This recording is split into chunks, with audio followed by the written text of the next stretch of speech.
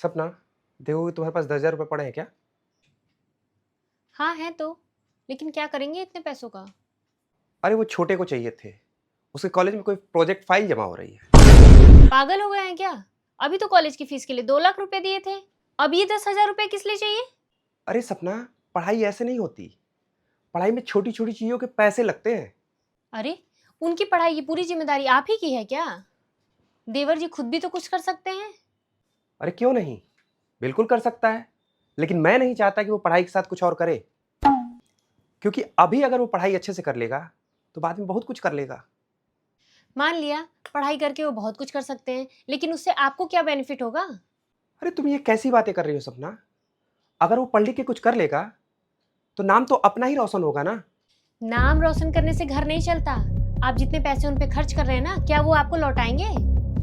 और आपको क्या लगता है कि कल आपको किसी चीज की जरूरत होगी तो क्या वो पूरा करेंगे? अरे सपनों से बाहर निकलिए। आजकल की जनरेशन ना अपनों से ज्यादा अपनी जेब पे ध्यान देती है। बस करो यार तुम, वो मेरा छोटा भाई है, उसके लिए ये सब मैं नहीं करूंगा तो और कौन करेगा? जब देखो कुछ ना कुछ बड़बड़ाती रहती हो। रहने दो, मैं कर लूंगा कहीं और से इंतजाम। छोटे, देखो मैंने तुम्हारे खाते में 10,000 रुपये भेज दिए हैं। हाँ भैया, मिल गए। और पैसों की जरूरत हो तो बेझिझक बताना, और मन लगाकर पढ़ाई करना। हाँ भैया, पढ़ाई तो अच्छी चल रही है, देखिएगा जल्दी कुछ बड़ा करके दिखाऊंगा। अरे छोटे, तुम आ गए। देखो मैं तुम्हारा इंतजार कर रहा था। बस करिए भैया, यहाँ कोई बैठने नहीं आया हूँ मैं। आपको पता ही है कि मेरी नौकरी विदेश में लगी है, तो यहाँ की प्रॉपर्टी मेरी किस काम की? अरे क्या मतलब है तुम्हारा?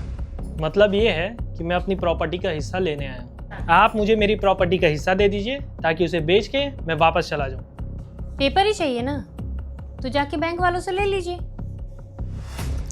भगवान के लिए चुप हो जाओ सपना। आप चुप रहिए, आज मुझे बोलने दीजिए। आपको पता है आपके भैया ने आपकी पढ़ाई के लिए इस घर को गिरवी रखा था। अरे ऐसा कुछ भी नहीं है, वो पागल है जो कुछ भी बोले जा रही है। तो मुझे 1-2 दिन का समय दो, मैं ढूंढ कर तुम्हें कागज देता हूँ। हाँ, मैं तो पागल ही हूँ, लेकिन मुझसे बड़े पागल ना आपके भैया हैं, जो अपने भाई के प्यार के चक्कर में अपने बारे में कभी सोचे ही नहीं। मर मर के पढ़ाया लिखाया, आपकी हर इच्छा पूरी की, आपकी पढ़ाई में कोई कमी ना रह जाए इसलिए ओवर टाइम की, और यहाँ तक कि आपको विदेश भेजने के लिए इस घर पे लोन भी लिया जो आज तक भर रहे हैं। आपको प्रॉपर्टी चाहिए ना, तो जाइए भर दीजिए बचा हुआ लोन और ले लीजिए प्रॉपर्टी के पेपर, और हमें भी इस कर्ज से मुक्त करिए। अरे ऐसा कुछ भी नहीं है पागल। बस करिए भैया, मेरी और कितनी गलतियों को स्वीकार करेंगे आप? अगर आपने मुझे शुरू से डांटा होता तो मुझसे आज इतनी बड़ी गलती नहीं हुई। मुझे माफ़ कर दीजिए।